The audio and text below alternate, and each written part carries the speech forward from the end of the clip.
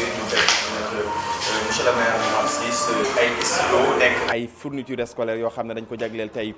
élèves yi nga xam ne ñoo nekk ci biir commune bi loolee nag tax ki nga xam ne moo di monsieur le maire Momar Ciss décaissé lu toll ci 7 millions 500 de francs CFA dugal ko ci wàllu fourniture scolaire fas yéene koo jagleel ñi nga xam ne nag ñoo di way élèves yi nekk ci commune bi nga xam ne donc mboolem école boo xam ne yaa ngi fi rek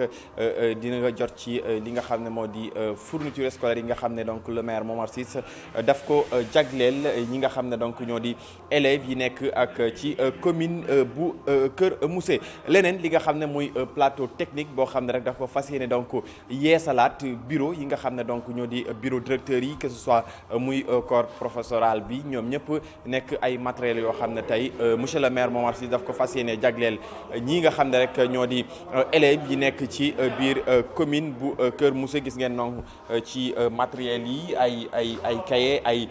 stylo yoo xam ne donc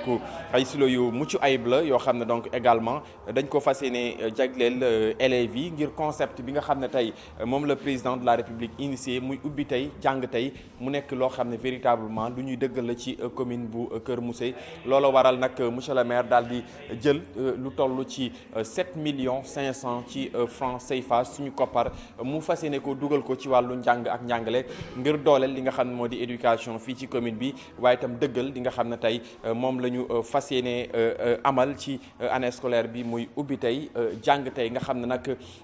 tey bu semaine bi rek ci la école fas yéene ubbi tey nag ci altine gi ak nag yemook fanweeri fan ci weeru septembre atum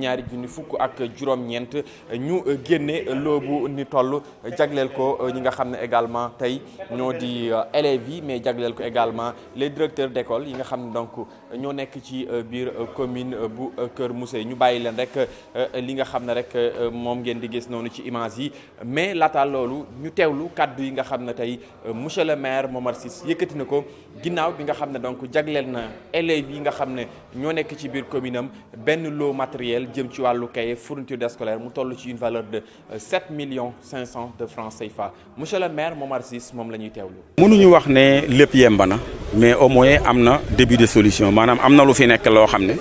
dinañu mën a permettre pour que xale yi mën a concept ubbi tey jàng tey bi nga xamante ne moom la état du Sénégal bëgg en tout cas ci suñu commune bi mu nekk réalité mooy lan mooy au moins maîtres yi am nañu petit matériel bu ñu mën a démarrer xale yi aussi am nañu un peu de cahier ak ay bic yoo xam ne war nañ ci mën a démarrer donc loolu moom am nañu yaakaar bu baax ne ubbi tey jàng tey moom dina am réussite fii au niveau de Kër Moussa. xam nga éducation toujours damay wax ne secteur la boo xam ne saa yoo defee rek am leneen lu judduwaat saa yoo defee rek am leneen lu ñëwaat mais am nañu yaakaar ci ne bu soobee yàlla buñ ko saxee nii foo xamante ne yaakaar nañ ne buñ ci defee suñu loxo am leneen lu réparé wu rek xalaat naa ne buñ ko jàppee noonu balaa mu yàgg ndax boo yoroon sax oto boo xam ne dafa paan buñ la nee pneu bi baaxul nga changé ko radiateur bi baaxul nga changé ko volant bi baaxul nga changé ko bu yàggee lee mu nekk école oto bu bees noonu rek la ñu jàppee l'école yi lépp loo xam ne yaakaar nañ ne war na mën a améliorer situation bi en tout cas dinañu taxaw pour loola ñu jéem ko def. lu baax kenn du ko yor di ko wàcc te nag résultat yi nga xam ne ñu ngi ñu koy wax te mu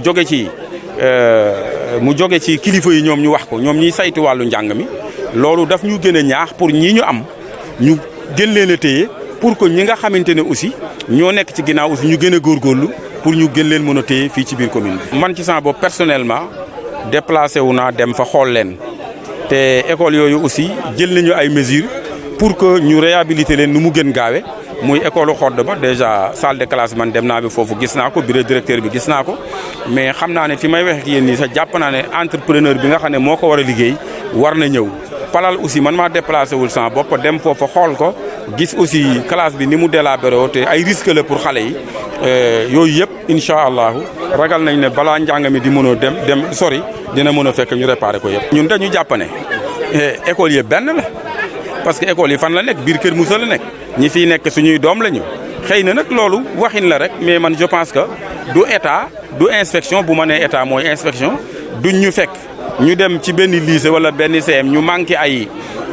encre manqué ay feuille ñu jox leen ko ñu naan waruñu ko def donc bon kooku moom déggin la rek moo tax ñun dañu boole ñëpp bu ñuy jàppale daal école yëpp la ñuy jàppale. xam nga mënuñu xaar lépp ci état aussi parce que état mu ngi def mais li mu boot dafa bari comme dafa bari nag ñun ñu ngi def tout pour que li nga xam ne mën nañu ko def ñu def ko li nga xam ne aussi mën nañu am ay partenaires comme yi ngeen gis nii vraiment ñu jéem a wuti ay partenaires ñu jàppaleñ ci. fii ci Kër Moussa ñu ngi wax maire de Kër Moussa monsieur Ciss def na lépp. indi na fourniture scolaire indi na mobilier scolaire jox ko directeur école yi parents d'élèves yi teew nañu directeurs yi teew nañu communauté bi ñëpp teew nañu ñu ngi ñaax directeur école yi nañu góorgóorlu ñu jottali fourniture yi ci élèves yi ñu mun a commencer incha allah le 3 octobre. résultat yi baax na mais wante mun nañ ko encore gën a yokk. parce que maa ngi visé fii ak ñaari at nañu dem ba 70 ou 75%, c'est possible donc maa ngi leen di féliciter maa ngi leen di remercier mais maa ngi leen di ñaax encore ñu gën a yokk seen doole ak seen xam-xam pour vraiment développer résultat scolaire zone Kër Moussa. wax ngeen ko yéen borom xam-xam si wàllu njàng jàngalekat bi jege école la loolu am na solo ab maire bu xalaat wutal leen ay yombal leen dëkkuwaay. loolu noo ko gisee. loolu aussi lu baax la. fexe ba jàngalekat am kër ci zone bi yàlla dindil ko ci xolam ak ci xelam luwaas loolu lu baax la dana xelam dana mun a dal dana mun a jàngal xale yi nu mu baaxee comme améliorer résultats yi aussi. bu la defaree teraanga da nga ko war a fësal ba ñëpp xam ko te li mu wax nii léegi ci fondation boobu ñun ñoo doon liggéey comme on travaille en équipe. maa ngi ñoom Ibrahima Ciss ñoom Mamadou Ndiaye Loota lii yëpp xam nga ne liggéeyu équipe la voilà le mot que je cherchais quoi liggéeyu équipe la donc c'est une équipe auprès du maire moo am benn partenaire nag boo xam ne bii vraiment on ne le citera jamais assez mooy boole ak fondation boobu parce que dafa am ñaari domaines yoo xam ne nee na daf ñu ciy jàppale domaines yooyu muy éducation di santé nekk compétence transférée léegi mu ne ñu li may jëkkee mooy éducation dama bëgg a relever le plateau technique des écoles moom la def nii ndaxte dama koy commencer am na école yu bari yooyu wër amuñu bureau te kii président commission bi annoncé na ko léegi école yëpp maîtres yi dinañu am bureau ne serait-ce que loolu rek déjà c'est quelque chose ak CM yi ak lycée yi donc ku lay jàppale ci wàll woowu noo mën def loolu ñu sant ko gërëm ko yemul foofu mu ne ñu après l'éducation c'est la santé donc prochainement dina ñëwaat encore appuyer ñu domaine santé muy ñaari domaine de compétence yi nga xam ne dañ ko jox monsieur le maire kon kooku nag comme daf ñuy jàppale di ñu kii ci gàttal dama bëgg ñu tàccuwaat ko Thierno Sène ñaanal ko yàlla li mu mën ren yàlla may ko mu mën lu mel noonu bu déwén ak jàmm asalaamaaleykum wa rahmatullah. suñu mbir yëpp si mbirum jàngale la ñu ko féetale bu ñuy wax donc lu ñuy xool mooy quels sont les intrants yu ñuy permettre ñu mën a commencer jàngale te jaarale ko ci yoon et lii dafa doon benn intrant de qualité boo xam ne mënuñu ko ñàkk xale yi am jumtuwaay jàngalekat yi am jumtuwaay boo xam ne bu ñu commencé daañ ci mën a sukkandiku pour mën a déterminer et joxe suñuy enseignement apprentissage alhamdulilah amoon nañu di dégg yeneen mairie yi ñoo koy def mais ren vraiment maire bi ñëw na en temps avant école di ubbi vraiment tegal suñu loxo fourniture bare na néew na ñu ngi koy sante yàlla daañ ci jëfandiku pour commencer vraiment ñu koy remercier ci loolu di remercier aussi vraiment son président chargé de la commission éducation Issa boo xam ne vraiment on a travaillé quand même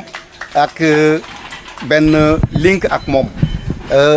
du jóge inspection dina téléphoner enseignants yi ku ko woo aussi di nga ko jot pour mën a wax say soxla donc je pense que ne liggéey bu mu def tey jii mënuñu sudul di ko ci remercier et liggéey bi yamul woon foofu commencé wul foofu maire avec Issa dafa njëkk commencé di jàppale école à travers vraiment les examens de l'entrée en sixième par le soutien yu muy def non seulement pour les écoles qui se déplacent mais pour les centres yoo xam ne ña nga fa loolu yëpp pour que l'organisation am mucc ayib et pourtant il n'était pas obligé pour le faire vraiment mais da koy def donc ñu ngi ko ci sant di ko ci gërëm di ko remercier aussi par rapport ak construction réhabilitation yu muy def au niveau des écoles écoles yu yàqu mu ñëw taxaw école taxaw na quelque part mu ñëw taxaw ci mi ngi piloté partenariat bi tey jii gis nañu ñu ubbi fii CM Niakhip ñu ngi ci problème mu Daral Peul yooyu yëpp muy pilotage yoo xam ne vraiment au niveau de la localité mi ngi koy doxal et vraiment lu ñu ko war a sant la di ko remercier surtout par rapport à l'accompagnement mais loolu yëpp aussi boo xoolee résultante bi mooy lan mooy résultat yi tey jii inspecteur est là je pense que bu jëlee parole dina ci wax mais tey jii investissement yooyu mu def du investissement à perte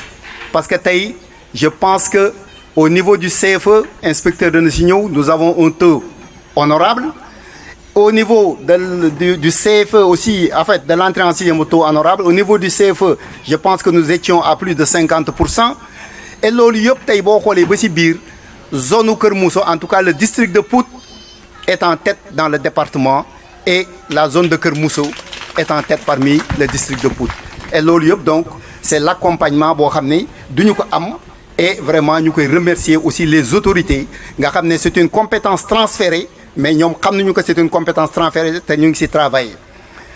di remercier aussi vraiment les APE et les CGE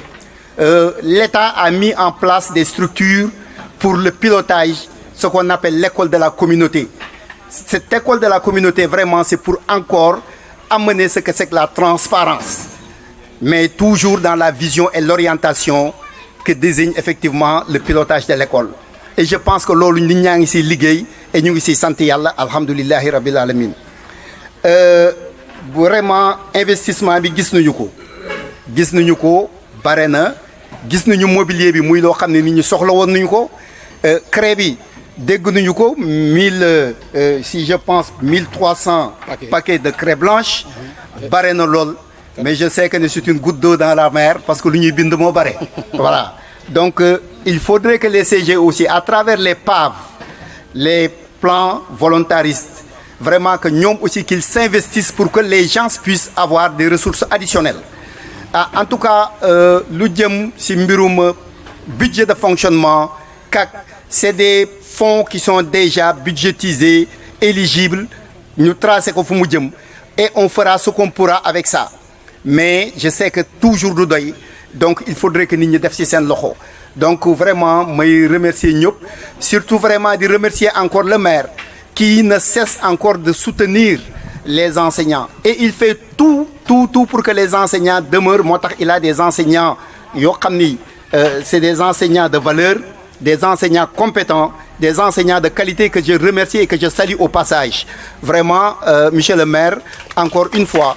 maa ngi remercier ñëpp di sant ñëpp. En ce qui concerne la commune nous sommes fin prêts pour le démarrage de demain. Pourquoi je dis demain? Demain c'est la rentrée des maîtres. En tout cas tout ce que la commune devait faire je pense qu'actuellement on est fin prêt pour accompagner l'école pour que cette année vraiment on ait une année apaisée mais une année de paix, une année où il n'y aura pas de perturbations négatives quand même. Je pense que c'est une réalité, d'autant plus que nous avons doté toutes les écoles de ce petit matériel que vous voyez pour qu'on puisse démarrer dès l'ouverture en date du 3. Je pense que Ubbi Tey Jàng Tey devient une réalité ici à Kër Moussa. Oui. Le dernier hivernage a touché quelques salles de classe. Oui. Qu'est-ce qui a été fait à ce niveau? Oui, nous avons vu ces salles de classe touchées, à savoir au niveau de Khordeba et Palal. Aussitôt, nous avons commis une entreprise qui va démarrer les travaux aujourd'hui ou demain. En tout cas, les jours à venir, toutes ces salles de classe et le bureau du directeur de Khordeba seront rénovés à 100%. Il faut qu'on identifie ces écoles-là et pourquoi elles traînent les pieds. En ce moment-là, si ce sera au niveau de la commune, nous allons prendre nos responsabilités pour que cette situation soit éradiquée le plus rapidement possible. À combien vous évaluez justement ces fournitures? À combien? Bon, on m'a dit que c'est évalué à près de 7 200 000, 7 500 000. voilà mbokk internet yi dégg ngeen kàddu yi nga xam ne donc monsieur le maire Momar Ciss moo ko yëkkati ginnaaw bi nga xam ne nag def na li nga xam ne nag mooy jëm ci waajtaayu ubbiteeg école gi génne lu tollook 7 millions de francs CFA bu toftal téeméeri junni jagleel ko ay fournitures scolaires ak équipement de bureau pour directeur d'école yi loolu nag nekk lu am solo loo xam ne tey monsieur le maire Momar Ciss ànd na ci ak l'IEF de Thiès ànd ci également ñi nga xam ne ñoo ŋànk wàllu njàng ak njàngale ci commune bu Kër Mousse ngir li nga xam ne moo di concept ubbi tey jàng tey nekk une réalité également fii ci commune bu Kër Mousse gis ngeen ko noonu ñu ngi directeur école benn bu ci nekk nag mu ngi jël ay fournitures scolaires am leneen li nga xam ne rek monsieur le maire jagleel na ko way jàngalekat yi nekk ci commune bi mooy fexe rek ñi nga xam ne ñoo di jàngalekat yi dëkk ci nekk ci commune bu Kër Mousse fexe am dëkkuwaay ci biir commune bi ngir mën a jege ñi nga xam ne ñoo di élèves yi loolu également nekk loo xam ne enseignants yi rafetlu nañ ko ñi nga xam ne ñoo ngànk wàllu njàng ak njàngale mi ci commune bu Kër Mousse également daal dinañ koy rafetlu mbokk internet yi way leen également di abonné seen site thiesinfo.com lépp loo xam ne xibaar la ci biir réew mi ak ci bitim réew ñu mën leen ko jagleel Adama Ndiaye moo nekkoon ci caméra bi Seylatir nekkoon ci réalisation bi cant ak ngërëm ñeel na leen jox leen rendez-vous ëllëg incha allah